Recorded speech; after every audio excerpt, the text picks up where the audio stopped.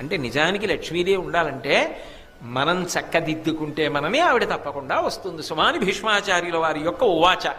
మీరు ఒకటి బాగా గుర్తుపెట్టుకోవాలి, ఆయన చెప్పాడు కాబట్టి నేను చెప్తున్నాను, కానీ నా మనసులో ఎవరూ లేరు ఇవి చెప్తున్నప్పుడు.